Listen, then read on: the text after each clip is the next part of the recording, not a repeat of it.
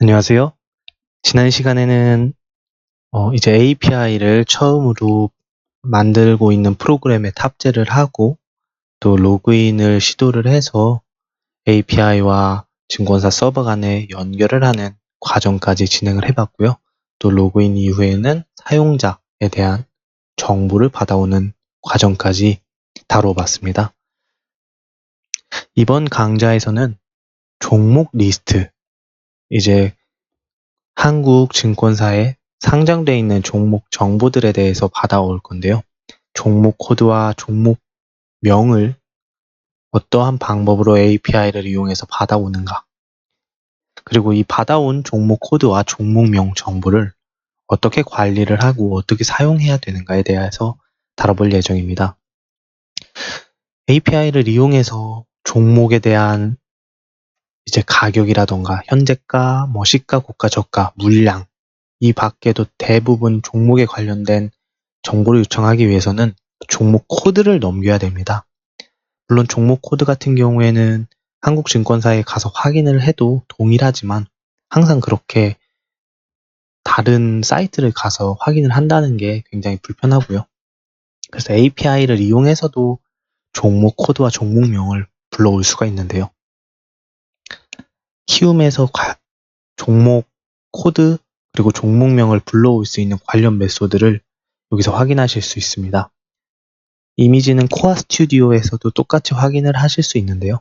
우선 get code list by market이라는 메소드를 이용하면 국내 주식 시장별 종목 코드를 세미콜론으로 구분해서 전달을 해준다고 하네요.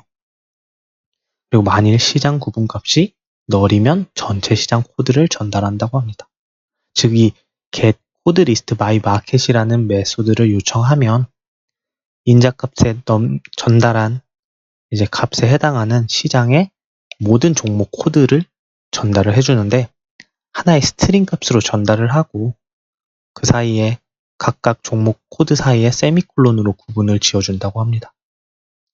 그리고 이렇게 불러온 종목 코드를 이용해서 해당 종목 코드에 매핑되는 종목명을 불러올 수 있는 메소드가 바로 get master code name이라고 하네요. 종목 코드에 해당하는 종목명을 전달하고 이 메소드 역시 로그인한 후에 사용을 할 수 있다고 합니다. 좀 더 구체적으로 보자면 이 get code list by market이라는 메소드를 사용을 하면 저 같은 경우에는 여기서는 널이라는 거 사용하면 시장 전체 모든 시장에 대한 종목 코드를 요청한다고 했었죠. 반환값은 스트링 값이고요. 그래서 스트링 변수 코드 리스트에다가 해당 값을 저장을 했는데 그 결과를 살펴보면 이렇게 종목 코드를 하나 주고 그 다음에 세미콜론, 또 그 다음 종목 코드 세미콜론, 다음 종목 코드 세미콜론, 이런 식으로 모든 종목 코드를 하나의 스트링 값으로 전달을 해줍니다. 이렇게 전달받은 종목 코드 리스트가 실제로 사용을 하려면 뭔가 좀 구분을 지어줘야겠죠. 이렇게 하나의 스트링으로 원하는 종목 코드를 뽑아서 쓰기가 불편하다 보니까. 그래서 스트링에는 스플릿이라는 메소드가 있습니다. 이 스플릿 메소드를 이용하면 인자값에 넘겨주는 캐릭터 값을 기준으로 스트링을 이제 쪼개주는데요. 예를 들어서 여기 이 예제에서는 세미콜론이 종목 코드를 구분해주는 어떠한 기호가 되겠죠. 그래서 이 세미콜론을 기준으로 스트링들을 다 분해를 해달라고 얘기를 해주는 겁니다. 하나의 스트링을 세미콜론을 이용해서 분류를 하다 보니까 이제 하나가 아니라 여러 개의 스트링 값, 결국 배열로서 전달이 되는데요, 결과값이. 그럼 배열 값을 저장하기 위해서 스트링 배열 코드 어레이 변수를 만들고요. 코드 어레이에는 결과적으로 맨 앞에 있던 0948, 00, 그리고 그 다음 세미콜론 나오기 이전 값이 첫 번째 인덱스에 들어가고요. 그 다음 096300이 두 번째 인덱스, 그 다음 세미콜론 다음에 099340 값이 세 번째 인덱스, 이렇게 해서 다음 이 스트링 끝날 때까지 값들이 어레이에 들어가게 되는데요. 그리고 스플릿으로 쪼개고자 하는 캐릭터는 이제 사라지게 됩니다. 세미콜론은 이제 없어지는 거죠. 이렇게 하면 코드 어레이에 각각 인덱스를 찾아가서 원하는 종목 코드를 사용을 할 수 있게 되는 거죠. 그리고 이 종목 코드를 이제 각각 앞에서 보았던 get master code name이라는 메소드에 전달을 함으로써 해당하는 종목명을 확인을 할 수 있게 되는 겁니다. 우선은 한번 실제로 이렇게 종목 코드를 잘 받아오고 종목명을 확인할 수 있는지 코드를 구현해 보겠습니다. 여기 보이시는 코드는 지난 앞 강좌에서 했던 내용들이죠. 잠깐 실행을 해서 지난 시간에 무엇을 했는가 한번 확인을 해보면 이제 로그인을 누르고 로그인 상태 확인을 버튼 두 가지를 이용해서 구현을 했는데요. 우선 로그인 되지 않은 상태에서는 로그인 상태 버튼을 누르면 로그인이 되지 않았다고 알림창이 뜨고 로그인을 눌렀을 때 로그인이 정상적으로 완료가 되면 온이벤트 커넥트 메소드가 호출이 되면서 그 메소드 안에서 사용자의 이름, 아이디, 계좌번호를 불러오는 코드를 구현을 했었죠. 그래서 이번 강좌에서는 지난 강좌에서 했던 코드들 뒤에 이어붙이면서 구현을 해볼 예정인데요. 이제 로그인한 후에 종목 코드 우선 목록을 불러와야겠죠. 로그인 코드 후에 자동으로 이제 메소드가 호출되는 게 바로 이 onEventConnect 메소드였죠. 그래서 이 onEventConnect 메소드를 onEventConnect 필드 값에 설정을 해줬기 때문에 로그인이 완성되면 이 구현한 메소드가 호출이 되는 거였고요. 그리고 로그인에 성공을 했을 경우 에러 코드 두 번째 임자에 있는 에러 코드가 0이 전달이 되었습니다. 그래서 이번에는 이 사용자 정보와 함께 그 이후에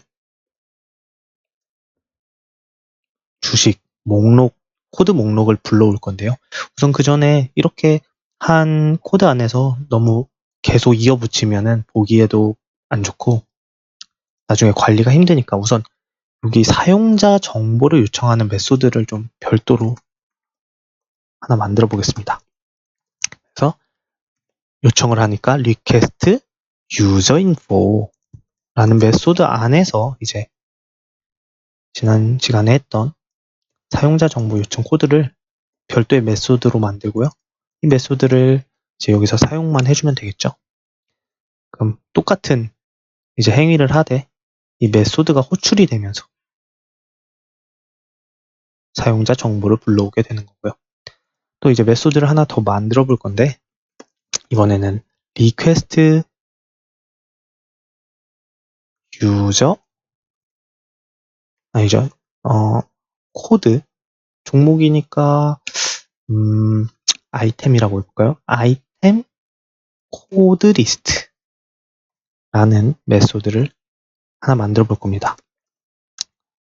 이 메소드에서는 이제 AXKH 오픈 API 객체를 이용해서 앞에서 잠깐 코어 스튜디오를 다시 확인을 해보고 get code list by market이라는 메소드를 호출을 하는데요. 이때 만약에 인자값에 매개 변수에 0을 전달할 경우에는 장내 아마 코스피가 되지 않을까요? 그리고 10을 전달하면 코스닥, 3을 전달하면 ELW, 8을 전달하면 ETF, 그리고 각각 또 다른 숫자들은 해당하는 시장의 종목 코드 리스트를 보내주겠죠. 그래서 일단은 한번 0을 전달을 해보도록 하겠습니다. get market code list by market이었죠. 안에는 스트링 값을 전달을 하는데 0을 전달할 경우에 장래, 주요 주식 코드 리스트가 이제 결과 값으로 전달이 되겠죠. 해당 값은 리턴 값 역시 스트링 스트링 코드 리스트. 좀 더 이름을 명확하게 아이템 코드 리스트로 해주죠. 그럼 이 아이템 코드 리스트는 앞에서 봤던 것처럼 세미콜론을 기준으로 많은 종목의 코드가 전달이 되겠고요. 이제 이걸 어떻게 썼죠? 아이템 코드 리스트에 있는 코드들을 분류를 했었죠. 스플릿이라는 메소드를 이용해서. 그리고 세미콜론으로 구분을 지어주면서 결과값은 어레이로 전달이 되는데요. 역시 스트링 어레이. 그래서 아이템 코드 어레이로 변수를 만들어서 저장을 해주면 이제 이 아이템 코드 어레이에는 원하는 값이 이제 분류가 돼서 코드 리스트들이 저장이 되는 거죠. 이제 저장이 되었으니까 이 코드 리스트들을 한번 출력을 해볼까요? 먼저 제대로 코드 리스트들이 전달이 됐는지. 개수가 하나가 아니니까 아이템 코드 어레이 이제 포문을 이용해서 .length는 배열의 길이는 length였죠. 이렇게 해주고 출력은 console.writeLine 콘솔 프로그램으로 아이템 코드 어레이 I 번째 인덱스를 하면 포문을 통해서 이 어레이에 있는 모든 코드 리스트를 콘솔장에 출력을 해볼 수가 있겠죠. 그래서 유저 인포와 함께 밑에서 코드 리스트를 요청을 하게 되는데요. 한번 잠깐 실행을 해서 테스트를 해보도록 하죠. 이 과정까지 하면 어떤 결과가 나오니까 로그인을 진행을 해주고요. 로그인이 완료되면 출력 부분에 이렇게 보면 코드 목록이 지금 포문을 통해서 굉장히 많은 코드가 출력이 됐죠. 이게 장내, 그러니까 주요 코스피 내의 종목들이 되겠죠. 종목들의 코드가 되겠네요. 이런 식으로 종목 코드들을 다 불러오게 되는 겁니다. 하지만 우리가 이렇게 종목 코드를 봤을 때 이게 무슨 종목인지 알 길이 없어요. 물론 이거를 이제 한국증권소라던가 또 네이버 같은 포털 검색창에 검색을 해보면 무슨 종목인지 알 수는 있겠지만 프로그램에서 그렇게 하려는 게 아니죠. 따라서 이제 종목명을 또 각각 불러오게 되는데요. 이제 출력을 하는 게 아니고 종목명을 한번 출력을 해보겠습니다. 코드가 아니라 종목명. 그럼 이 해당하는 코드를 자, 그냥 출력을 하는 게 아니고요. 우선은 이 해당하는 코드를 아까 종목명을 확인하는 메소드가 있었죠. get master code name 에다가 종목 코드를 전달할 경우에 해당하는 종목명을 전달을 하죠. 따라서 AXK Open API get master code name 이라는 메소드 안에 종목 코드를 전달을 하면 되는데요. 따라서 이렇게 종목 코드를 그대로 전달을 해주면 되겠죠. 이러면 현재 첫 포문이 돌면서 해당 포문 인덱스에 해당하는 아이템 네임은 그렇죠. 스트링 값이니까 앞에 변수 타입 스트링 설정을 해주고 이제 종목 코드 뒤에다가 출력을 한번 다시 해볼 건데 종목 코드는 그대로 출력을 해주고요.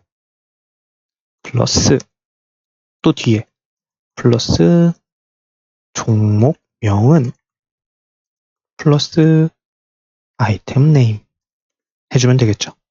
그럼 이 아이템 네임은 포문이 돌면서 계속 변하게 될 거고요.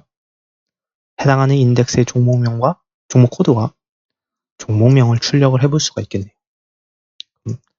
이 API를 이용해서 모든 종목에 대한 코드와 종목명을 확인을 할 수가 있다는 거죠. 이렇게 보시면 종목 코드와 함께 해당하는 종목 코드가 어떠한 종목명인지 확인을 하실 수가 있는 거죠. 그러니까 마지막 인덱스에는 아무런 값이 들어가 있지 않나 보네요. 이렇게 종목 코드와 종목명을 API를 이용해서 가져올 수가 있는데요. 저희가 하려는 건 이렇게 결국 출력을 하려는 건 아니고 앞으로 이 종목 코드를 이용을 해서 검색을 할 때 사용을 해야 되니까 이 두 개의 값을 저장을 해놓고 관리를 해야겠죠. 이렇게 이 차원이 두 개예요. 종목 코드와 종목명. 이렇게 두 개의 값들의 리스트를 저장할 때는 다양한 방법이 있는데 첫 번째는 2차원 배열을 써도 되고요. 또는 종목 코드와 종목명이라는 속성을 갖는 클래스를 만들고 그 객체들의 리스트로서 관리를 하는 게 또 다른 방법이 되겠죠.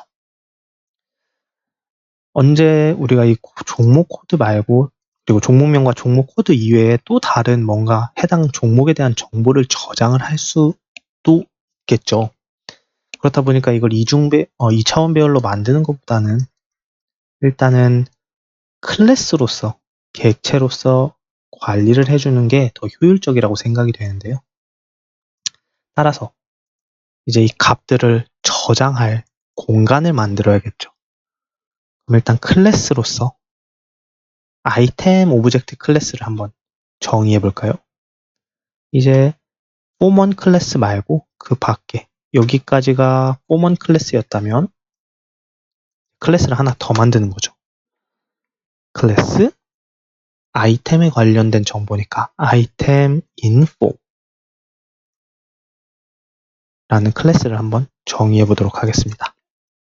그래서 일단은 해당 클래스에는 이름과 코드가 들어갈 텐데요. 둘 다 스트링이었죠. 그래서 스트링 아이템 코드 그리고 스트링 아이템 네임. 외부에서 이제 직접 접근을 하려면 앞에 퍼블릭을 붙여줘야 되고요. 만약에 메소드를 이용해서 접근을 하고 싶다면 메소드를 별도로 만들어줘야겠죠. 하지만 일단은 저희는 간단하게 직접 접근을 할 수 있도록 이 메소드 클래스를 정의를 해주고 클래스 객체가 생성될 때 아이템 코드와 아이템 네임을 받아볼 건데요. 생성자는 클래스의 이름과 동일하죠. 그래서 public item info라는 생성자를 만들 수가 있습니다. 생성자도 일종의 메소드의 종류인데 앞에 인자 값이 없어요.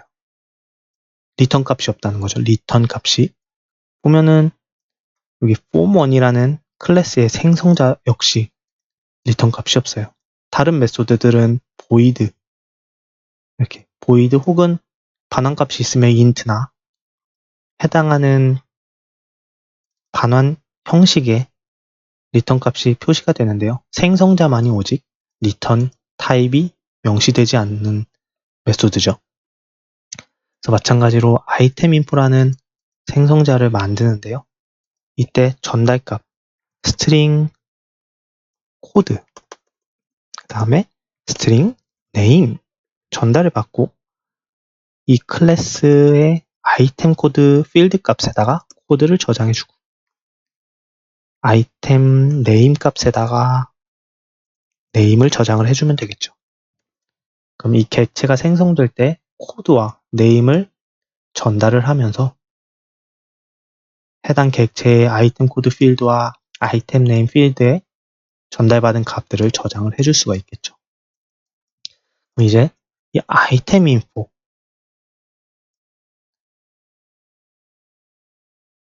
바로 여기서 객체 new item info라는 객체를 만들 수가 있겠죠. 자, 생성자를 사용할 때는 항상 new라는 키워드를 붙여줘야 되죠. 다른 메소드와는 다르게 생성자는 항상 new라는 키워드를 앞에 붙여줘야 객체를 생성을 할 수가 있고요. 이 객체 생성할 때 앞에 코드는 자, 생성할 때 아이템 코드 어레이 i번째 인덱스 그다음에 아이템 네임 불러왔죠. 자, 이렇게 생성자를 호출을 하면 객체가 만들어지면서 종목 코드와 종목명을 전달을 하고요. 해당 객체에 있는 두 개의 필드 값인 아이템 코드와 아이템 네임에 각각 전달된 값이 저장이 되는 거죠. 자, 이렇게 객체를 만들었으면 해당 객체를 찾아가기 위한 변수를 만들어줘야겠죠. 그래서 아이템 인포는 변수는 소문자로 시작해서 데이터 타입은 아이템 인포. 자, 이게 처음에 많은 분들이 헷갈릴 수가 있는데요. 일단은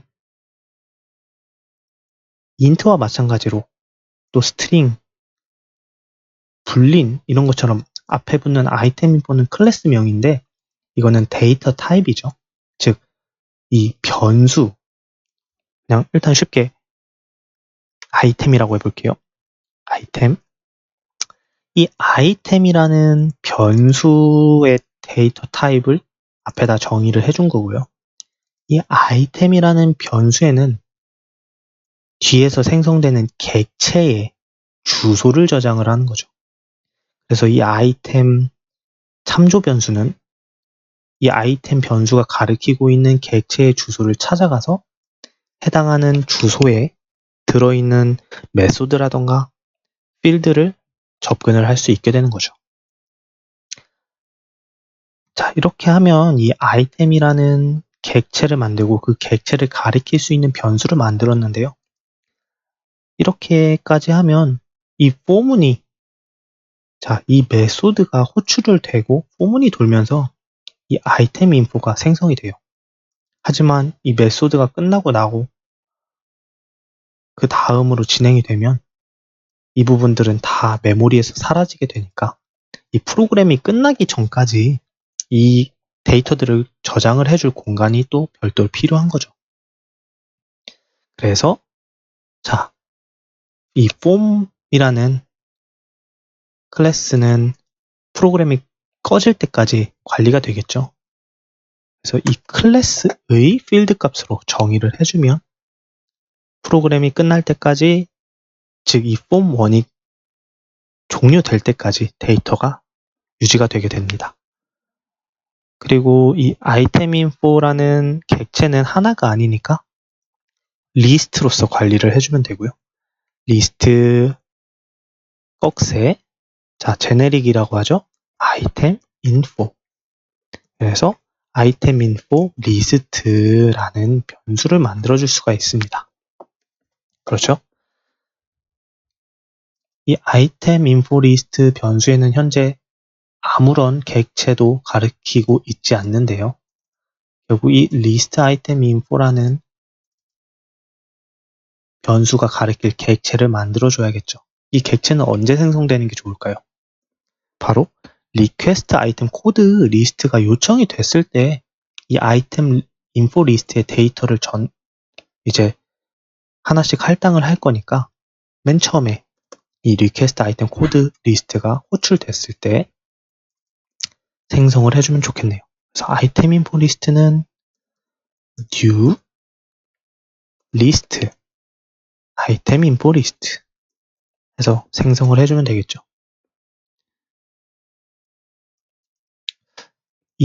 혹시 이 리스트가 무엇인가? 그리고 이 꺽쇠 부분 안에 들어가는 왜 이 꺽쇠 안에다 클래스명을 넣어주는가?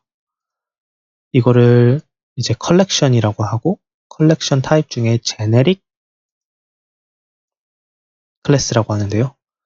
이 부분에 대해서 이해가 가지 않는 분들은 별도의 C# 관련된 자료를 찾아서 공부를 하시고 오시는 게 도움이 될 것 같고요.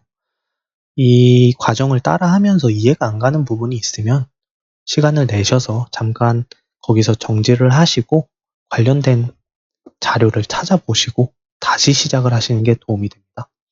그래서 이 부분은 컬렉션 중에 리스트고요. 그 컬렉션 타입이 제네릭 타입으로 되어 있기 때문에 제네릭 부분을 공부를 하시고 오시면 될 것 같습니다.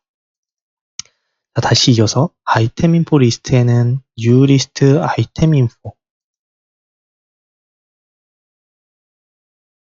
이렇게 객체를 만들어주고 리스트 객체를 만들었으니까 이 리스트에다가 추가를 할 수가 있겠죠. 뒤에서 add를 통해서 아이템 자, 이 아이템은 아이템 인포의 객체를 가리키는 참조 변수고요.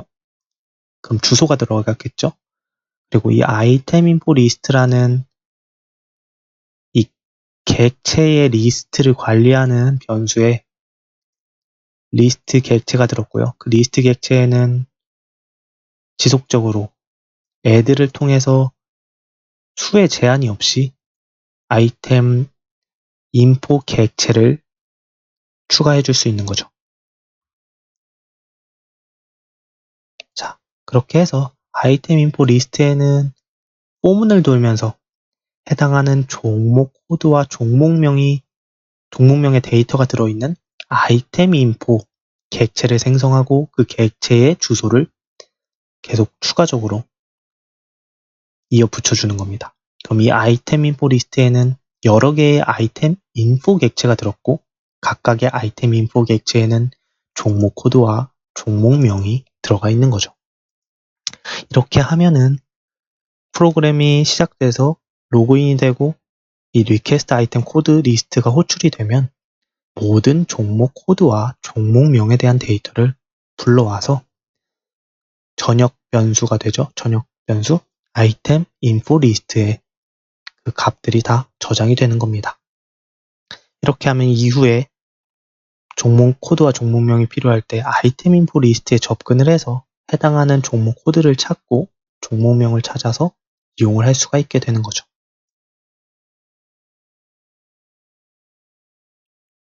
그래서 이제 여기서 출력을 할 게 아니고 그렇죠? 여기서 출력을 할 게 아니고 이 리퀘스트 아이템 코드 리스트라는 메소드가 호출이 되면 이제 원하는 값이 다 어디에 들어가 있죠? 바로 아이템 리스트, 아이템 인포 리스트에 들어가 있겠죠. 그럼 아이템 인포 리스트를 이용해서 동일하게 아까 보았던 데이터를 출력을 할 수 있게 됩니다. 여기가 아니고 리퀘스트 아이템 코드가 출력이 된 이후에 이 메소드가 호출되면 이 아이템 인포 리스트에 모든 데이터가 들어가 있으니까 동일하게 포문을 이용해서 출력을 해볼 수가 있겠죠. 아이템 인포 리스트 안에는 이제 개수는 카운트가 되고요. 배열은 length, 리스트는 count를 이용해서 해당하는 리스트 혹은 배열의 길이를 알 수 있고요. 아이템 인포 이렇게 해주고 index i 안에 아이템 코드가 있을 테고 이 아이템 코드에는 종목 코드가 들어가 있고요. 출력을 해볼 수가 있겠죠. console.writeLine 동일하게 종목 코드는 아이템 인포 리스트 i번째에 있는 객체의 아이템 코드를 출력을 하면 되고요. 두 번째 종목명은 어디 들어있죠? 바로 아이템 인포 리스트의 동일한 인덱스에 있는 객체 중에 아이템 네임이 되겠죠. 자, 이렇게 하면 훨씬 더 관리하기가 편하게 되는 거예요. 자, 출력을 하면 이제 리퀘스트 아이템 코드에서는 아무런 출력도 하지 않고 이 아이템 인포 리스트에 종목들의 정보들을 저장을 하고요. 그 메소드가 끝난 이후에 여기가 되겠죠? 리퀘스트 아이템 코드 호출을 한 이후에 출력을 할 수가 있게 되는 겁니다. 이 이후에는 어디서든 종목명과 종목 코드에 접근을 할 수가 있는 거죠. 한번 실행을 해보겠습니다. 이제 로그인을 누르면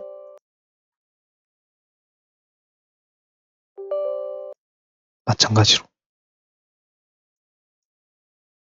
이제 종목 코드와 종목명을 출력을 할 수 있게 되는 겁니다.